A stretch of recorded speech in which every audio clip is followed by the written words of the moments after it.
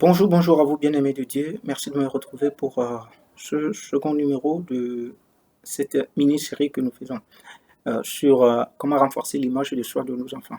Alors, lors de notre précédent numéro, nous avons quand même évoqué 4 points. Au total, j'ai dit qu'il y avait 10 points.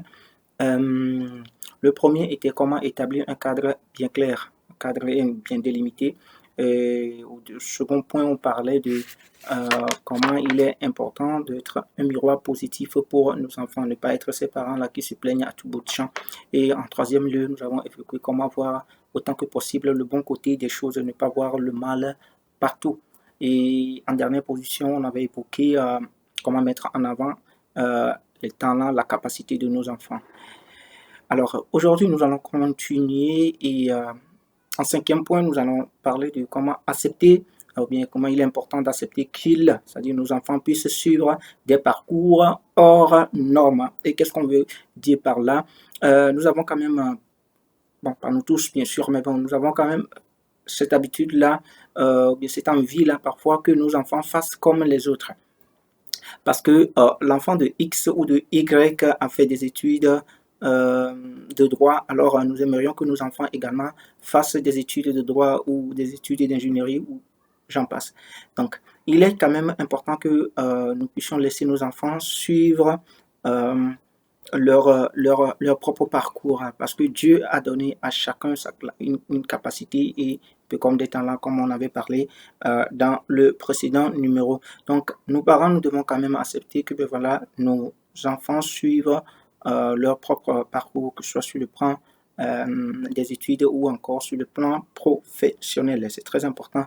Et nous serons juste là pour les accompagner, les conseiller et surtout prier également pour eux pour que véritablement le plan de Dieu puisse s'accomplir au travers de leurs études ou leur vie professionnelle. Donc, laisser ces enfants suivre faire ce à quoi Dieu les a appelés, que ce soit sur le plan professionnel, études ou j'en passe.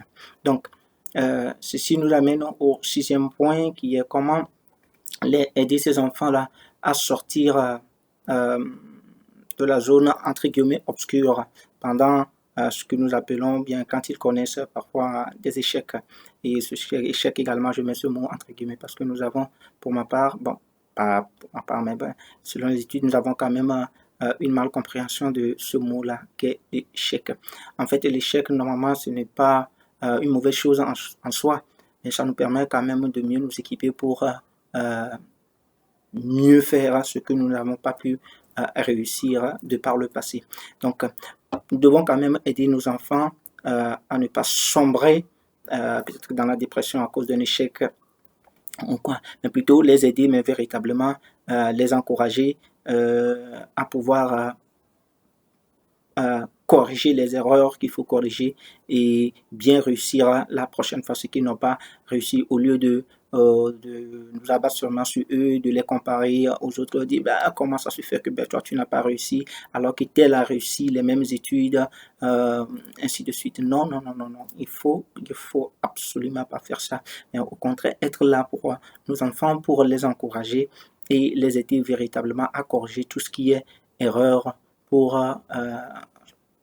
être plus fort et mieux équipés pour une prochaine étape de leur vie. C'est tellement important. Le troisième point, c'est répondre à toutes les questions, à toutes leurs questions en fait. Donc, il est vraiment important en matière de l'éducation de nos enfants de pouvoir répondre en tant que parents à toutes les questions, voilà, ces questions comme que nos enfants peuvent nous poser sans chercher bien sûr à leur mentir, car seulement le mensonge est un péché, comme on le sait très bien. Et quand nous mentons à nos enfants, ben, une fois devenus grands et quand ils s'en rendent compte, ben, ça casse quand même un peu le lien que nous avons avec eux, bien la confiance que ces enfants peuvent avoir en nous. Donc, euh, au lieu de leur cacher la vérité et que c'est quelqu'un d'autre, bien parfois nous disons qu'ils ne soient pas encore assez âgés, bien sûr il faut le faire avec une certaine sagesse, hein, sans toutefois leur mentir bien sûr. Et alors, donc, c'est mieux que nous, parents, nous puissions dire, donner des informations à nos enfants et qui soient des informations vraies plutôt que une tierce personne, surtout quand la personne est mal intentionnée. Donc, après, c'est possible que nos enfants puissent nous en vouloir. Il y a ça. Donc, essayer à toujours dire la vérité à nos enfants dans une certaine sagesse, bien sûr. Et c'est très, très, très important. Alors, voilà ces 3 points seulement que je voudrais évoquer aujourd'hui, ou bien que j'ai évoqué. Donc, premier point, c'est accepter que nos enfants suivent des parcours hors normes. Quand on dit hors normes, c'est-à-dire pas forcément ce que nous avons parce que je suis professeur, je voudrais que mon enfant devienne forcément professeur, ou je suis ingénieur en quoi, je ne sais pas, que mon enfant également doit être ingénieur et ainsi de suite. Donc, les laisser pour que même suivre leur parcours, c'est très important. Donc, les aider à sortir aussi parfois de cette obscurité après échec. Donc, au lieu de s'abattre sur nos enfants, les insulter ou bien les comparer aux autres, non, nous devons quand même être là pour les aider et à corriger ce qui n'a pas été et à être mieux équipés et faire mieux ce qu'il y a à faire prochainement. Et troisième position, répondre autant que possible à toutes leurs questions dans une certaine sagesse au lieu de laisser une tierce personne le faire, et surtout si la personne est mal intentionnée, c'est des choses erronées qu'il va dire à nos enfants, surtout ne pas leur mentir, parce que le mensonge est un péché. Que Dieu puisse nous garder, que Dieu puisse nous fortifier et demeurer béni. Le Seigneur est avec nous. Shalom.